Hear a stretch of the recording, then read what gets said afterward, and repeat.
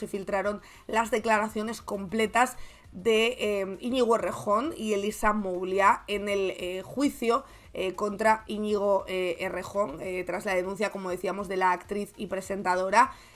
Creo que todos y todas, no sé si habéis visto la declaración completa, yo completa la verdad no la he podido ver porque es que me dejaba muy mal cuerpo. He visto bastante parte tanto de ella como de él. ¿Y cómo será? ¿Cómo será el juez?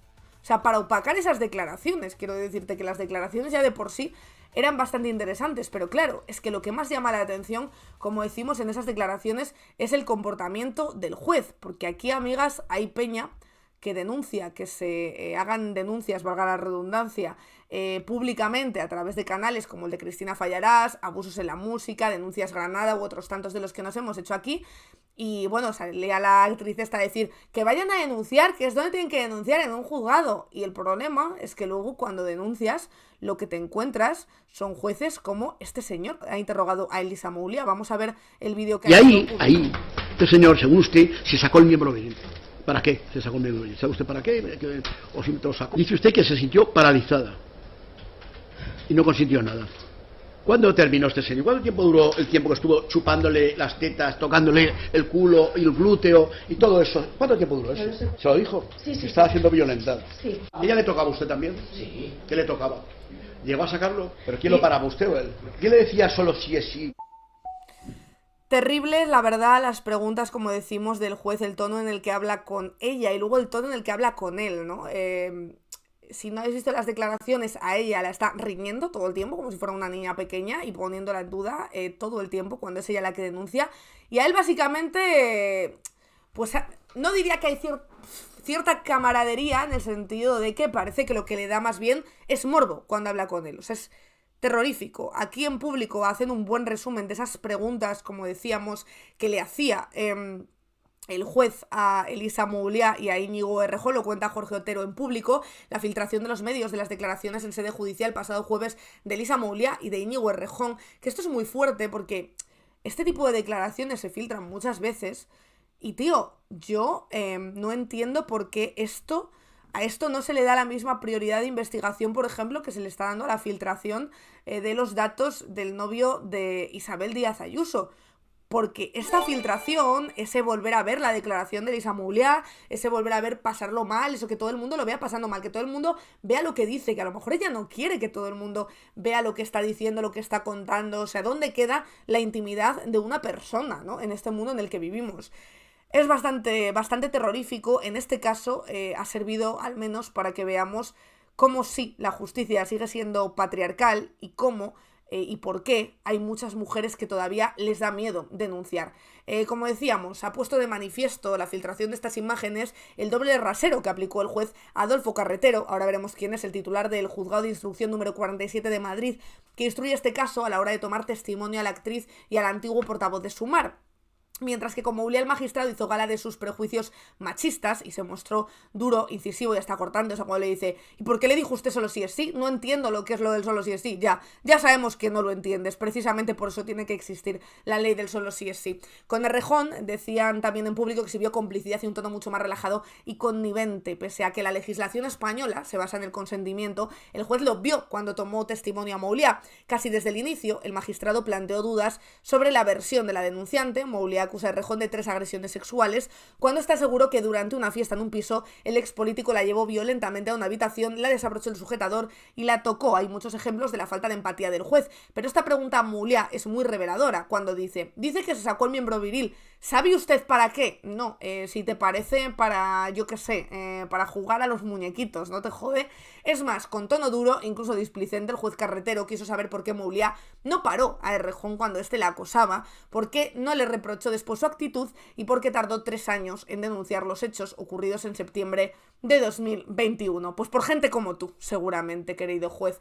Pero le dijo que parara, le pregunta el juez. Llegó a preguntarle en otro momento de la declaración a Mouliá. Nerviosa, incluso llorando, la actriz reitera que dejó claro a Errejón que no quería que la besase ni la tocase. Sí, le dije que estaba muy incómoda, contestó la denunciante visiblemente tensa. El magistrado incluso llegó a espetar a la actriz. ¿No será que usted quería algo con el señor y al no corresponderle ese señor, por eso ahora le denuncia? ¿Porque ese señor se ha reído de usted? Le dice. Por último, el juez Carretero también preguntó de forma insistente a Mouliá por qué no alertó a ninguna de las personas que estaban en la fiesta. Podría habérselo dicho, dice, a sus amigos, podría simplemente haber dicho me quedo en la fiesta, contigo no voy a ninguna parte. Es raro, dice él, es raro que no diga nada, le reprochó el juez a la actriz. Sin embargo, con Errejón, como decimos, la actitud del juez fue completamente distinta. Es más, hay una cierta sensación de que orientó las respuestas del expolítico, igual que orientó también las respuestas de Mouliá. ¿Usted la vio muy ebria, como dice ella?, preguntó el juez a Errejón. Errejón negó que la actriz hubiese bebido tanto como ella decía, pero ebria en absoluto. En todo momento sabía lo que hacía, insistió el juez, aparentemente muy interesado en que Errejón confirmara que Mouliá no estaba tan borracha. La actitud del juez Carretero viene a demostrar que Irene Montero, exministra de Igualdad y principal impulsora de la ley del solo sí es sí, no iba muy desencaminada cuando en 2022 denunciaba el machismo por una parte de la judicatura española. Aquellas acusaciones sentaron muy mal no solo a la cúpula, sino a la derecha española, bueno, y a Pedro Sánchez y al PSOE, también hay que decir. Hay una judicatura absolutamente pétrea al cambio de paradigma que trajo la ley del solo sí es sí a poner en el centro el consentimiento en perjuicio del sometimiento de la mujer. Tras el interrogatorio de Mouliá, es evidente que para este juez el paradigma no ha cambiado. Para él solo vale la cultural patriarcal del sometimiento, en el que si no hay un no explícito desde el principio, entonces hay un sí, explica María Naredo, jurista e investigadora española especializada en derechos humanos y de género y exasesora del Ministerio de Igualdad. Naredo lamenta que esta manera agresiva de interrogar a una presunta víctima de agresión sexual es bastante habitual en los tribunales. Dice ella, esto sucede a menudo con víctimas de violencia machista y sexual. De hecho, si no habéis visto Querer, es un buen momento para recomendarla, porque en ese juicio ficticio pero muy bien asesorado, se ve perfectamente cómo se pone en duda a la víctima desde el minuto 1 y cómo se juzga a la víctima desde el minuto 1. Como decimos, Naredo denuncia que en muchos casos las mujeres víctimas de una agresión tienen que declarar en los tribunales ante jueces sin formación, sin sensibilidad, sin conocimiento y sobrados de prejuicios. En este sentido, esta experta en igualdad destaca la importancia que ha tenido la aprobación de la ley del solo sí es sí para empatizar más con las víctimas y para mejorar la formación de todos los actores jurídicos. Por lo menos ahora, cuando lo vemos, sabemos lo que están haciendo, ¿no? Antes, como no sabíamos lo que ocurría, no sabíamos dónde estaba, digamos, o dónde tenía que estar el foco, o nos confundían con este tipo de discursos, era más difícil que la gente se quejara y pusiera el grito en el cielo. Como decimos, Naredo y otras expertas también señalan que con su actitud el juez Carretero vuelve a revictimizar a Mouliá, lo que nos traslada esta filtración. Es una declaración devastadora y una actuación judicial muy revictimizante que puede desmotivar a otras víctimas a denunciar. Otras víctimas que, tal y como contaba Elisa Mouliá, están muy pendientes de ese juicio porque también quieren denunciar, pero no se atreven o todavía no han dado ese paso adelante. Y es muy importante por eso también que se sepa que la justicia está del lado de las víctimas en alguna ocasión, porque eso también desmoraliza. Luego, que por qué se queja la gente en redes sociales y por qué las mujeres muchas veces denuncian en redes sociales y no en los tribunales. Yo tengo que decir que yo estoy a favor de denunciar, porque creo que solo denunciando se cambian las cosas. Creo que denunciar es la única manera que tenemos de verdad de estar completamente seguras. Yo eso lo voy a defender siempre y, por supuesto, jamás voy a intentar desmotivar a nadie o desmovilizar a nadie para que no acuda a denunciar, porque de hecho creo que poniendo como ejemplo este tipo de cosas es como se cambia la justicia y es como se puede hablar y se puede elevar el debate público de que se necesita una justicia que no sea patriarcal y que se necesita una justicia que esté educada para llevar este tipo de casos y libre, dentro de todo lo posible, de machismo. Ahora bien, yo siempre voy a apoyar a las compañeras que denuncian públicamente. ¿Por qué? Porque también es una forma de alertar a la amiga, de protegernos entre nosotras, de alertar a la que tienes enfrente. Es una forma y es otra manera de hacer que el resto de gente lo sepa. Y también una manera de reconocerte como víctima, que muchas veces las personas que no han acudido a tribunales y que no lo han contado porque les daba vergüenza, porque no tienen pruebas o por cualquier otra cosa, se sienten también despojadas de ejercer ese derecho a decir, oye, no, mira, yo he sido víctima de este señor, reconocerse como tal y a partir de ahí empezar a asimilar lo que les ha pasado y empezar a entender lo que les ha pasado, porque muchas veces esas propias víctimas no son conscientes de que lo han sido hasta que hay otras mujeres que cuentan experiencias similares hasta tal punto que muchas veces comparten el mismo agresor. Entonces, una vez dejado claro esto, como decimos, seguíamos leyendo la noticia de Público, que cómo habrá sido la cosa que incluso Ana Redondo, que igual no suena, pero es la actual ministra de Igualdad, digo no suena porque nunca hace mucho ruido con ningún caso, Ana Redondo ha tuiteado, esto es un hecho, la verdad, histórico. Como decíamos, Ana Redondo, ministra de Igualdad, ha dicho este tipo de interrogatorio revictimiza a las mujeres y las aleja de la denuncia y de la protección. La ley pone el consentimiento en el centro y ha cambiado el paradigma de valoración de las conductas machistas. Está muy bien que lo digas porque Pedro Sánchez dijo que es que sus amigos cuarentones no lo entendían. El juez debe valorar las pruebas, no cuestionar a la víctima. Esto decía, como decimos, Ana Redondo, ministra de Igualdad. O sea que imaginaos cómo ha sido el interrogatorio para que hasta Ana Redondo ponga el grito en el cielo. Una última pregunta queda en el alero, dice el artículo de Público. ¿La filtración de la declaración de Moulia y Errejón perjudica a la denunciante? Naredo lo tiene claro. A una víctima de violencia sexual o machista se le toma declaración, nunca se le interroga. En el caso de Elisa Moulia hemos visto un auténtico interrogatorio en el que el juez la ha perjudicado notablemente, concluye sin atisbo de duda. Pero muchos y muchas se preguntan estos días, ¿quién es el juez? ¿Quién es el juez que está detrás de esa voz que nos pone los pelos de punta? Detrás de esa voz que nos indigna y que nos enfada. ¿Quién es Adolfo Carretero? El juez del incómodo, dicen. Bueno, incómodo es muy poco decir, la verdad. Interrogatorio a Elisa Moulia en el caso Errejón, dice en El Correo. Bueno, no es incómodo, es machista. No es incómodo, es injusto para la víctima. No es incómodo, es asqueroso, diría yo, ¿no? Ha estado al frente de otras investigaciones mediáticas, hoy le conocemos un poco más, lo cuenta Marina León en El Correo. Uno de los detalles más comentados tras salir a la luz las imágenes de los interrogatorios ha sido, como decimos, la actitud del juez. En el vídeo ya hemos dicho cuántas preguntas le hace a la víctima, que en este caso es Elisa Moulia, para ponerla en duda todo el tiempo y para hacerla sentir incómoda.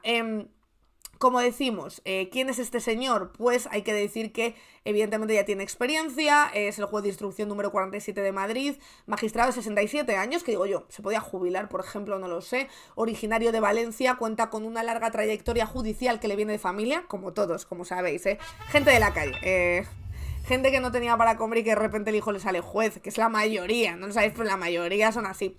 Su padre, Adolfo Carretero Pérez, fue un magistrado destacado que llegó a ocupar altos cargos en el Tribunal Supremo y el Consejo General del Poder Judicial. El juez que ahora está al frente del caso Errejón terminó sus estudios de Derecho y comenzó su carrera judicial en el 92 en el Juzgado de Primera Instancia e Instrucción de Valdepeñas. Carretero ha sido encargado de otras investigaciones, de otros casos mediáticos como la compra fraudulenta de mascarillas que involucraba al aristócrata Luis Medina y al empresario Alberto Luceño. Añadiría más de ese email, ¿verdad? De una que decía que el primo de Almeida necesitaba ayuda también para la venta de mascarillas y le mandaron un contacto de prensa, que es lo que hacían a todo el mundo, etcétera, etcétera. También fue responsable, ojo, de la imputación 2018 de Dani Mateo por sonarse la nariz con la bandera de España en el programa El Intermedio. El asunto no llegó finalmente a juicio y fue el propio Carretero el que lo archivó, pero también estaba, como decíamos, en esa imputación. De hecho, hay alguna abogada por aquí, creo que era Lorena Ruiz Huerta, creo que se llama. Decía Lorena Ruiz Huerta: cuando supe en qué juzgado había recaído la denuncia por agresión sexual contra cierto expolítico, decía, me pregunté, conociendo al personaje, qué prejuicio pesaría más en el instructor, si el antipodemismo o el machismo. Tras ver la filtración de las declaraciones he salido de dudas. La justicia es todavía más machista que de derechas, o a lo mejor es que el implicado no representa nunca una amenaza real al statu quo. Sea como fuere, es intolerable, dice Lorena Ruiz Huerta, intolerable el tono empleado contra la denunciante, las preguntas inquisitivas y llenas de prejuicios machistas, la diferencia de trato con respecto al varón denunciante y que se haya filtrado la declaración dejando a la víctima totalmente desprotegida. Espero, decía Lorena Ruiz, que el CGPJ actúe de una vez, aunque sea tarde, tras una larga carrera de injusticias. De hecho, muchos y muchas a lo mejor nos acordaréis, porque tristemente tenemos muchos casos y a veces nos olvidamos muy pronto, pero seguramente os resulta familiar y os recuerda al que fue el interrogatorio del juez Ricardo Javier González, que fue el que pidió absolver a la manada. Vamos a ver qué preguntas, ¿no?, hacía en aquel momento este juez. Buenos días. Buenos días. Solamente 3 o 4 precisiones y nada más. Reiteradamente, el comentario a las contestaciones que ha ido dando es que la situación le supuso un shock. Se quedó bloqueada y se sometió. Que no sintió daño, que no hubo fuerza física y que tampoco hubo amenazas, sino que fue la situación de shock la que usted tenía y que sucedió lo que sucedió. Sí. Bien, esa es la percepción suya. La pregunta que le hago es, ante esa situación, desde el punto de vista de los acusados, ¿qué manifestación hizo usted de cara a ellos para que supiesen que usted estaba en situación de shock y que estaban teniendo esa situación de relaciones sexuales sin consentimiento por su parte? O sea, que ahora son tan lerdos los hombres que no saben cuándo una persona está en shock. ¿Eso es lo que quiere decir, que eran retrasados los 5 o qué?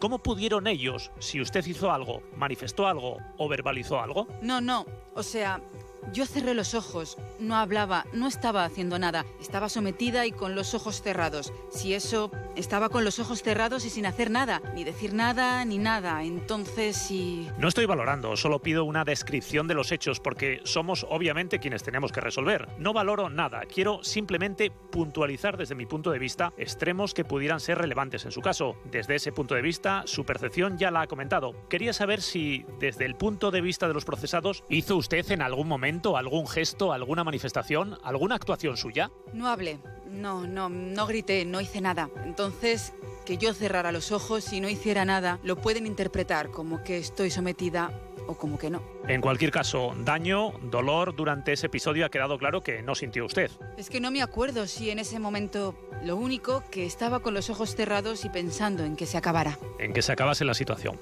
Gracias. Es decir, que a una persona que estaba... A una persona que estaba en shock le pregunta cómo podían saber los acusados que ella estaba en shock. Y yo les preguntaría a ellos cómo no se podían dar cuenta que una mujer a la que estaban violando estaba en shock. Digo yo, ¿no? Pregunto, por ejemplo, porque es que muchas veces creo que ponemos el foco donde no debería ser. De hecho, hubo también unas declaraciones que seguramente muchos y muchas os acordáis, que fue aquella famosa pregunta que se hizo en un momento dado de ¿cerró usted las piernas? En aquel momento se denunció a ese juez. ¿Sabéis lo que pasó con ese juez? Lo mismo que probablemente va a pasar con este, tristemente. Hasta que haya uno que caiga, que yo insisto en que tarde o temprano cambiarán las cosas.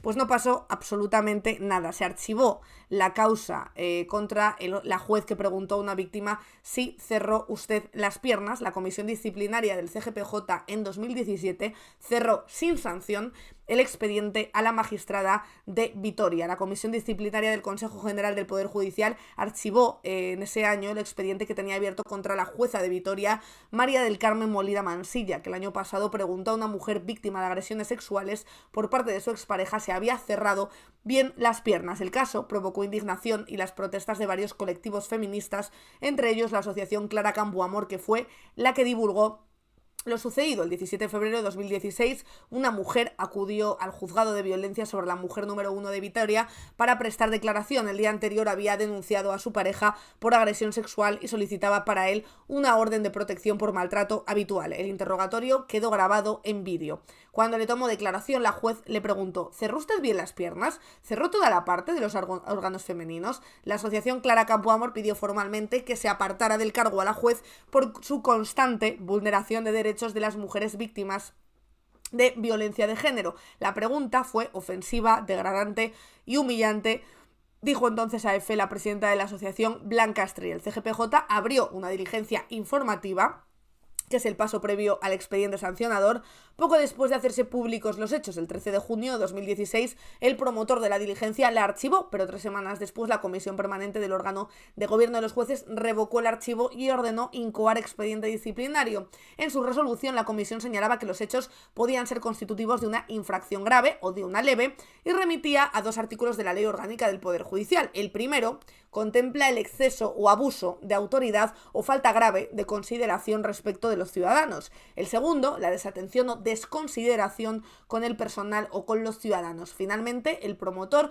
volvió a archivar el caso en octubre de 2016, pero recurrieron tanto la asociación Clara Campoamor como la subcomisión de violencia contra la mujer de la abogacía. Finalmente, el promotor hizo una propuesta de sanción de 501 euros si se consideraba falta grave, fíjate tú, 501 euros, falta grave de abuso de autoridad o sanción de advertencia si fuera leve de desconsideración. La comisión disciplinaria, que lo tenía que resolver ese miércoles, finalmente lo archivó por 6 votos a 1, tal y como detallaba Confilegal. El voto discordante es el de Ángeles Carmona, según ha asegurado un portavoz del CGPJ, que además de vocal en esta comisión es presidenta del Observatorio contra la Violencia Doméstica y de Género del CGPJ. Las decisiones de la comisión solo pueden ser recurridas por un magistrado, por el magistrado afectado o por la Fiscalía. Así que esto es lo que ocurre en este país cuando se denuncian este tipo de cosas.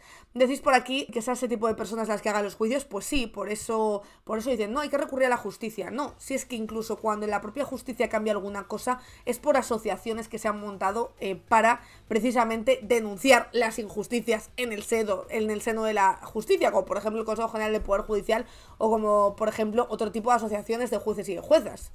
Esto es lo que ocurre, por eso es tan importante que no se den discursos tan dañinos como el de que no se denuncie en público y que se vaya siempre a denunciar, que sí, que hay que ir siempre a denunciar, pero es que no todas las veces vas seguramente a recibir la respuesta que tú estás buscando, porque tristemente la justicia, como decimos, sigue siendo muy patriarcal. Por cierto, sobre esto escribía también Vicky Rosell, por ejemplo, que hemos intentado tenerla aquí, pero finalmente no ha podido estar. Ha dado algunos detalles bastante interesantes sobre cómo se puede actuar con esa filtración y ese comportamiento, como decíamos, de este juez. Decía María Victoria Rosell ayer: espero que no solo las feministas, también la abogacía, judicatura y fiscalía actúen ante las filtraciones, vulneración de derechos y grave maltrato institucional. No hay que normalizarlo, es muy grave. Dice: me avergüenzo como magistrada y me muero de rabia por su efecto disuasorio para las demás víctimas. Cuando les digan denuncia, recordarán esto, hechos, no palabras. Por eso solo denunciaba el 8%. Estaba creciendo, pero ya veremos el efecto de este maltrato institucional. Según el artículo 681.3 de la Ley Criminal, tras la Ley Orgánica 10/2022, prohíbe la divulgación o publicación de información relativa a las víctimas de delito de violencia sexual, así como la obtención, divulgación o publicación de imágenes suyas o de sus familiares. Como decíamos, decía además Victoria Rosell, para fans del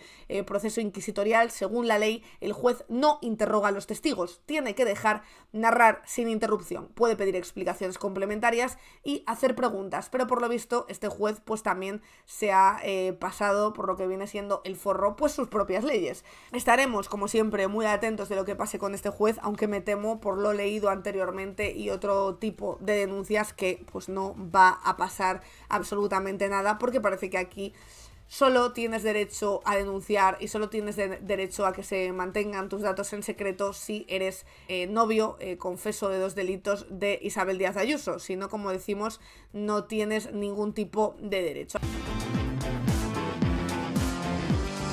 Spanish Revolution.